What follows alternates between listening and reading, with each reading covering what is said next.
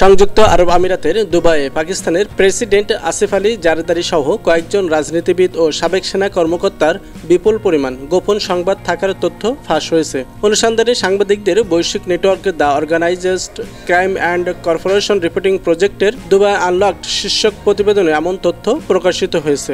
গত মঙ্গলবার প্রকাশিত এই প্রতিবেদনে দেখা গেছে অঘোষিত উপায়ে তথা গোপনে বিপুল সম্পদের মালিকানা অর্জনের একটি আকর্ষণীয় জায়গা হয়ে উঠেছে সংযুক্ত আরব আমিরাত। পাকিস্তান সহ বিশ্বের বিভিন্ন দেশের ধনকুবেরা দুবাইয়ের আবাসন খাতের প্রতি আকৃষ্ট হচ্ছেন। সবসময় স্বচ্ছ বা বৈধ উপায় অর্জিত নয় এমন তহবিল ব্যবহার করে তাদের অনেকেই সেখানে সম্পদ গড়েছেন বা বিনিয়োগ করেছেন। এতে অর্থ পাচার হওয়ার ব্যাপারে উদ্বেগ তৈরি হয়েছে।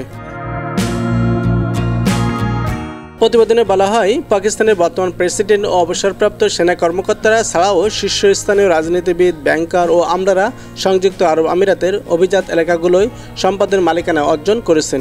যেমন দুবাই প্রেসিডেন্ট আসিফ আলী জারদারির আছে 2টি সম্পদ, সাবেক সেনাশাসক জেনারেল পারভেজ মোশাররফের আছে 1টি।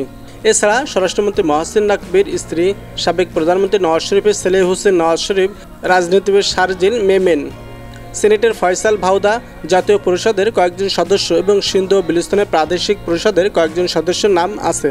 রোশন হোসেন ও হোসেন জাহুর নামে 2 পাকিস্তানি ধনকুবের নামও আছে এই তালিকায়। তালিকায় সাবেক প্রধানমন্ত্রী শওকত আজিজ, কয়েকজন অবসরপ্রাপ্ত জেনারেল, একজন পুলিশ প্রধান, একজন দূত ও একজন বিজ্ঞানীর নামও আছে। তারা কেউ সরাসরি সম্পদের মালিকানা অর্জন করেছেন, কেউ স্বামী বা স্ত্রী সন্তানের নামে সম্পদ কিনেছেন।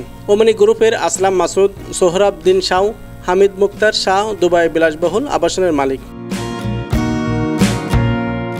ফাঁস হওয়া তথ্য অনুসারে দুবাইয়ের বিদেশি মালিকানা থাকা সম্পদের দিক থেকে সবচেয়ে এগিয়ে আছে ভারত, এরপরই পাকিস্তানের অবস্থান।